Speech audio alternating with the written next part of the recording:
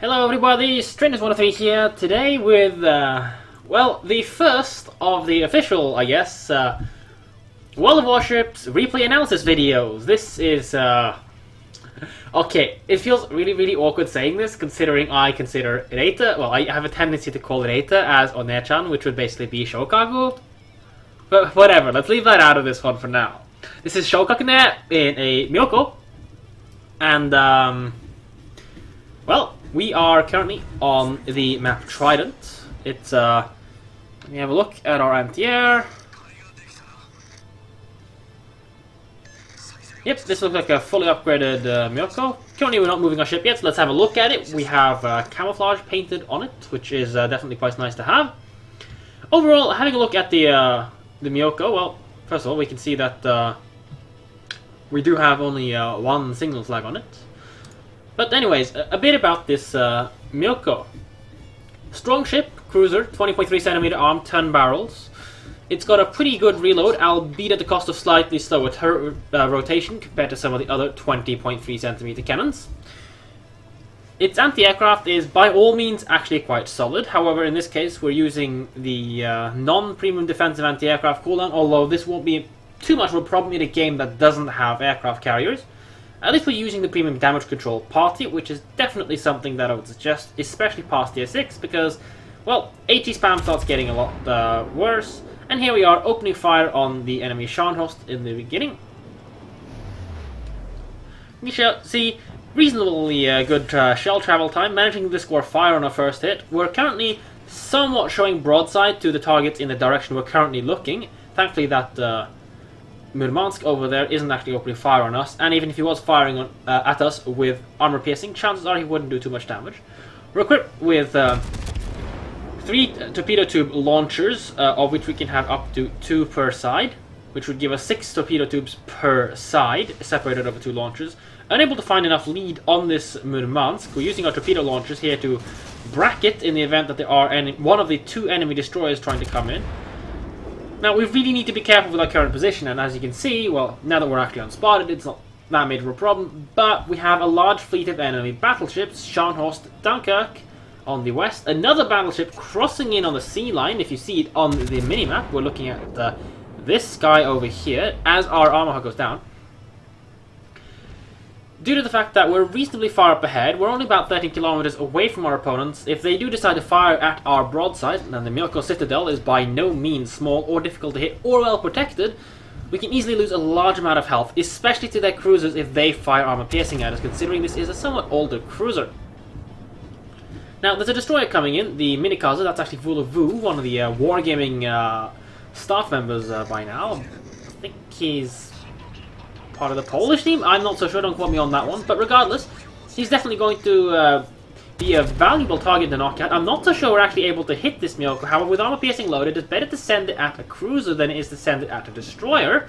And as we can see, impacts in the distance, some of them falling into the island. However, we do manage to get 470 damage worth popping up at least on our screen.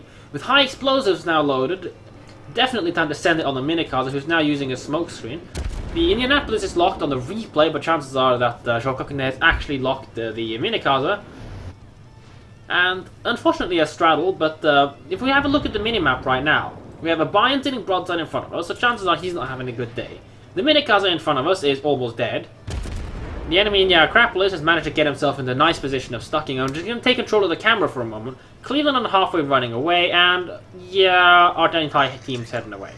So, I definitely kind of agree with the direction that Shokakune is currently moving, and that is the fuck away from the battlefield, because this isn't really where you want to be sitting, as we see a salvo of armor-piercing shells coming in, just falling short of us. And I would definitely, at this point, be trying to keep my eyes open to incoming shells.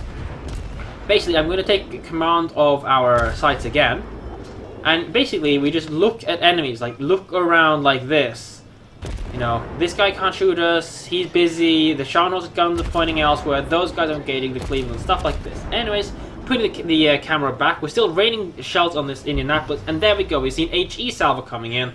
With it being HE, it's not a major problem even if it hits us. It might break some of our torpedo tubes, anti-aircraft, it's not going to be a major problem in this case.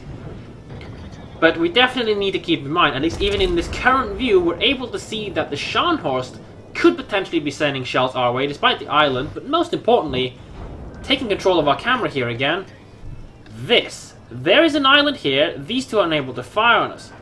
However, if my game wants to, the Kernish in the back could potentially have fired at us, the one currently visible on screen. And with 30.5cm guns, if that hits even decently on our broadside, chances are there's a good chance of it penetrating our armor. And I think I broke the ship because there is no more ship here. I mean, okay, there we go. It's a little replay bug if you happen to be looking at it. So I would definitely be trying to get these gun turrets to cycle on the same reload so we can be spending a little bit less time sitting in our gun sights and more time looking at the position of the enemy ships to figure out what they're up to. Now, at least for the moment, this Dunkirk isn't very interested in shooting at us, and there we go, we're typing on the chat, questioning the movement of our southeastern team. They seem to be busy dealing with a destroyer. It's can't really tell by the icon. It's a Myoukou class down there. As we set another fire on the Dunkirk, we've been sailing quite a bit with our ship quite poorly angled against the potential incoming enemy salvos, but thankfully none of them have actually struck us yet, and the only actual salvos fired at us have been high explosives. Now, for now at least, our southern battleship fleet seems to be coming up to prop up this western flank. They've realized that they're not getting any damage down there, so they're actually making a move up against the enemies, and there's quite a lot of lower HP even enemy ships coming down the 1-2 line, which is a long ways away from the center of the map, despite this being such a reasonably small one. Now, we're making a turn back. You can argue for and against this move, but we do spot at least Vulovu in the Minikaze again, so it's a good chance for us to take a salvo of that. Turning our ship around the broadside, currently still hidden from the enemies, and we'll be turning away from them as they start getting a proper line on us. As a large salvo of series of armor-piercing shells flies past us towards the fleet further down towards the south. But that cluster of enemy ships there is not something you really want to be exposing yourselves to, and just simply keeping our bow pointed up here, for example, or even just kind of staying around like we are right now, this island can cover us from this fleet over there, leaving us able to take down, or at least spam at these guys. Now, personally, I would have began to open fire on this group over there. Shanos almost going down. Myoukou could be a really painful cruiser, especially to the Bayan who would have been sitting broadside to them, instead of starting to open fire on the tier 5 cruiser, despite the fact that tier 5 cruiser is probably actually the most dangerous opponent to us at this moment, bar dying to random torpedoes. Because the Kernish is 30.5cm guns, they pack quite a big punch if they penetrate our armor, and we have no means to regenerate our health. Also, due to the lower caliber of the guns, the fuses have a shorter arming time, which also means that they're less likely to over-penetrate us. Now, against this that Myoukou, I'm going to take control of the camera again. I probably would have, if the game would let me, I would have just pressed 3 and had a look at the torpedo tubes to see how that guy was moving. And unfortunately, we weren't actually able to find some damage on him. Now, according to the replay, we've loaded armor piercing now. Not that bad of a move if we do manage to pick up a broadside cruiser, but don't not forget that we're also broadside in this position. And yeah, that's Dunkirk shells, and yeah, that was kind of to be expected. So that's gonna kind of leave a mark on our ship. At least it was only one citadel, I think. Yeah, one citadel and a bunch of over penetrations, I believe. Actually, no. Wait, how? I'm actually not so sure about the Dunkirk's damage. I could also have just potentially been 2 citadels flat. I do not know off the top of my head the Dunkirk's alpha damage. But currently, well, we were unspotted until we fired again. However, the Dunkirk fired a salvo towards this Texas, who I definitely wouldn't suggest we stay too close. Alva's definitely got shells coming on us, but we're angled. And at this point, to be honest, I would be trying to find a slightly better angle against our opponent, because, while high explosive spam is definitely by no means bad, but we're quite close to the fight. Our battleships here, well, we're very close to the Texas, which is, if he's attracting some unwanted attention and misses, and as we see the Dunkirk firing on somebody else, it seems, potentially the SO in the back, shells coming in a few seconds, allowing us to make this turn somewhat safely. Well, safely and safely. Anything can happen, considering we're in a Japanese cruiser. And with the Myouko's slower turret rotation speed, and the fact that we're kind of sitting here broadside on at a really awkward speed, slowing down 15 knots, if an enemy knows or that we're slowing down and predicts that we were slowing down there, chances are they would have been able to get a good lead as a Dunkirk fires on someone else as well. Very good for us. But right now, our primary target should be trying to pick off this Auber. Her HE spam, especially considering the fact that she has 5.5 rounds per minute per turret and the exact same frontal firepower as us per salvo, due to having the same guns but better DPM on these guns. Getting rid of that, plus the fact that it has torpedoes, is going to be beneficial for us. And there we go, she goes down. Sending a couple of shell swords as Myoukou, we've swapped the armor-piercing shells, hoping for the broadside, but equally we're also selling broadside to that as well. The Kiernish in the back could potentially punish us if we are unlucky here. Now, with this situation and the Myoukou angle bow on towards us, our armor-piercing shells are at most going to do maybe 1,000, if we're really lucky, 2,000 damage, as we see 1.5. If we were gotten extremely lucky, maybe knocked out a turret, and at that point I would have just sent those AP shells at the Kiernish. Since chances are, if we manage to land on that thing's upper belt or superstructure, we're going to be doing a little bit more damage than, well, I'd say on average 2k per salvo, whereas our high explosives, plus fires, and there we go, incoming battleship salvo, which we didn't notice, the Kiernish in the back trying to take us out. Our high explosives, which we've now swapped to, could probably be doing about 2,500 damage per salvo. Not to mention fire damage. And there we go. We see, we notice rather the battleship that's on their middle area of the map as the Myoukou starts accelerating. Potentially could be eating a torpedo from us here. Be a definitely a useful bonus to our damage as the Minikaze gets spotted again. Myoukou just managing to dodge it, unfortunately no torpedo hit.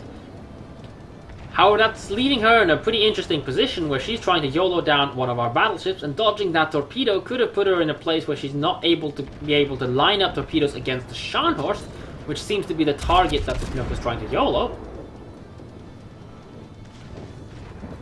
And here we go, high explosives managing to finish our target off, but we could be potentially sailing into the destroyer task force with the battleship ahead of us.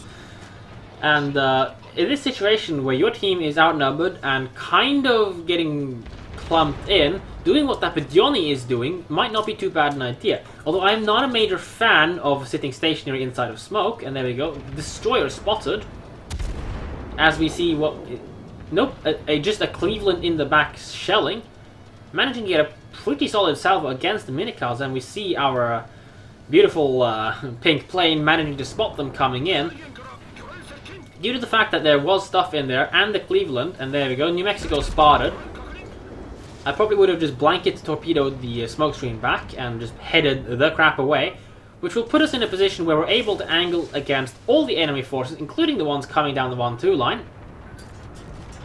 Due to the relative angle, if we look at it, if we're sailing basically with the ship oriented like this, he'll have a tough time with that belt. These guys, if they're interested in firing at us, chances are they're going to be trying to knock out the Fuso or the Bedioni. We'll be able to angle against that, leaving only the Cleveland in the distance, and whoa, yeah, the Mutsuki in our face. Now, switching back to Shokakune's camera view, we do actually realize that he's here. However, with the cruiser in front of us, the Cleveland, the Mutsuki's torpedo reload being at around about a minute per tube launcher, which are 3-tube launchers, that could reasonably easily be dodged, especially since the Mutsuki torpedoes are reasonably slow, and there's only 2 sets of them. But we set a blanket torpedo salvo back against the Mutsuki. Good move to make here. However, we're sailing broadside to this New Mexico, and his only real actual viable target at this point would actually be us. The way the island and the rest of the team are placed, he doesn't really have anything else to shoot at. Now, another thing with armor-piercing high explosives is, and this is my personal opinion regarding the Japanese cruisers. They have very strong armor-piercing against broadside cruisers and even battleships to an extent. However, we need to keep in mind that their penetration isn't that good. So you only really get to use them against a target if it's broadside against you, and once you shoot them once with the AP salvos and they realize you're shooting AP, chances are they're not going to sit there broadside on to let you fire another set of armor piercing at them. Which means, say, if you only get one citadel and say 7,800, 7 to 8,000 is damage with that HE salvo, and I will be sending more blanket torpedoes behind us for this Myoukou, the chances are, if you get a poor or even 0 damage AP salvo on the second one, 2 HE salvos plus fire that sticks is going to have done much more in straight up actual damage figures. Of course, this is disregarding the fact that the citadel damage can only be partially regenerated, whereas fire damage can be 100% regenerated, as we get a double fire that gets eaten by damage control party on the König. Sometimes just simply firing your opening salvo with AP and hoping for the best and then swapping back to high explosives and just staying on high explosives might just be the best thing. As it seems we have a sticking fire on the König, and he's about to be in a nice little, well, stuck between a rock and a hard place with a New York. Now the situation on the map is not that great for us either. At least we've managed to somewhat contain the situation with the enemy's pushers. They don't seem that interested in coming in. And let's just have a look back with our camera. We see that the So is on quite solid health. Our Texas is on quite solid health, albeit our Cleveland's almost down. And, yeah, island. Now if you're about to hit an island, usually it's better to just smash it full speed. You know, if you see that you have absolutely no way off it, simply smash it full speed. And it seems New York might be very interested in sending some shells at us right now. 1 Citadel and 3 overpens would finish us. Or not, it may not be the case. However, yeah, minimap, destroyer on our tail. Now there's no point in trying to turn our turrets for that destroyer, because that destroyer is simply just going to sail right the head back out away from our spotting ability to spot it. And with this amazingly slow turret rotation speed for a cruiser standard of the Myoukou, we're never going to be able to get a target salvo on that. So there really is no point in trying to turn these turrets for that, and just simply focus on getting this König out. Once he's done, the enemy New Mexico doesn't seem very interested in doing much, and the Cleveland could potentially have been AFK for the majority of this game. So getting rid of this König now is the right move. Myoukou torpedoes are reasonably slow, so simply all we have to do is head the other way from that, and we are safe. Of course, this might not apply to our So. And we're pinging the map to alert the team that something was over there, and hopefully they'll have their minimap last spotter positions turned on and realize that this So is sitting quite slow in this area, so he could be very vulnerable if the Myoukou manages to get a good predict. Unable to get the König out with that salvo, I would definitely just send some shells over to ensure the finish on it. The Cleveland isn't that major of a threat since we're in a position where we're able to head away from that, barely out of range at the moment. And the Fisto has enough health to tank a little bit of it. However, the Fisto manages to take down the König anyways. And now, not able to find the first lead hit on the Cleveland. Here's hoping our second one is better. So landing her scout plane as a New Mexico takes a pot shot at it as well. At this point, I would still just be trying to, and there we go, torpedoes coming in. Deal with this Cleveland without getting torpedoed, as the Cleveland realizes that we are the most important target to be taking out. Minikaza spotted, definitely the most important threat here. New Mexico coming in, very bad position to be caught in. Chances are we're going to be getting focused. The Myoukou even spotted as well there with the Minikaza in the same area. Not able to find a really good salvo on the Myoukou, and sitting still here might not be the best thing to do. There we go, Cleveland managed to get a 3,000 damage salvo on us. However, we need to ensure this New Mexico doesn't instantaneously kill us. And just simply trying to head into one of the smoke screens might be for the better here. New Mexico fires with only 2 of her turrets. If she saves 2 other turrets, it's basically the means for the New Mexico to prevent us from making a broadside turn to either get away, and there we go, number 1 and 2 coming in. We're making a very unfortunate turn at this point, barely managing to survive it, 3,000 health left. Sending some counter torpedoes, or considering to do so, on the last spotted position of the Myoukou. Need to get these high explosive shells off on the New Mexico, make the turn fast, because her number 3 and 4 turrets coming online now. Ooh. Very lucky the New Mexico's aim, very poorly shot. The Minikaza gets spotted again, however the Myoukou would probably have torpedoes back up again. Spotting the Myoukou 5 kilometers away from us, if we're able to keep our speed maintained against that, Well, at least for a little bit. The Myoukou doesn't have a smoke screen due to the beaching. Sending torpedoes in, they don't seem like this salvo at least isn't going to hit us, but if this Myoukou manages to hit us on the superstructure, I'd say about 6-7 hits and we are gone. More torpedoes coming in. This Myoukou is still firing on us, so the 20-second concealment penalty would still be applied for a little bit longer. The Myouko's torpedoes failed to strike us, but with only 13 seconds left of the game and the friendly so going down to the Minika's flooding, chances are this is going to be a defeat. The Myoukou even manages to get ourselves hidden, which is very unfortunate for us. And the 0-second, well, the 20-minute marker ends. Unfortunately, Shokoku didn't actually have... Jesus, still feels awkward saying it, but whatever. Shokoku didn't actually have the full set of post-battle results screens, only having the team lists. But having a look at, well, basically a look at the end of the game, we can see 98,385 damage, 2 ships sunk, 20 fires set over 145 shell hits, managing to pick up the Confederate award as well. Probably, I don't know, 20,000 damage maybe off getting a high caliber. Unfortunately, we were unable to pick that up. Now, the team scores, we are top of the friendly team, pretty much to be expected. 1,032 experience, the buy-in, the friendly battleship on the western side, going down reasonably early in this game, managing to pick up the second place behind us. 2 enemies shut down. 820 experience, pretty well played. The Texas, third on the team in a tier 5 battleship, definitely not a bad thing for him there. He was in a pretty decent position, managing to survive through the entire game with us to the end. Managing to, well, help us defend against the enemy's western push.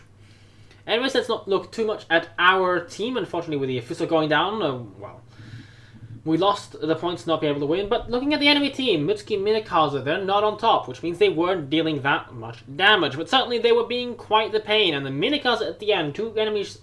well, of our team, that will be killed. One of them being just the guy we needed to get the points to win. Unfortunately, we weren't able to pick up any of these 2 guys early, and the Cleveland managing to get away with it at the end with his life. He was kind of not doing too much in the early game.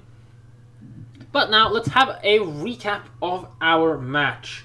In the beginning, we headed towards the west and basically fought the entire enemy team there, with a couple of battleships eventually coming on one by one to support us. We were, in my opinion, picking on the wrong target. I think we should have finished off the enemy Shandros. If you do look at the team list, he wasn't that high up on the experience list, I know. But he was an enemy ship heading down the 1-2 line. Sure, he would have been out of range for stuff, but with such a small map, just having a crossfire, which he did have on the bind, and he brought a Myoukou with him down there, who was on 3rd on the score list there. If we'd managing to pick off the enemy flanking force there, it would have probably maybe giving us a little bit more health to work with on the western side, and that'll give us the ability to start focusing on their Dunkirk and the rest of the task force, again coming along the west.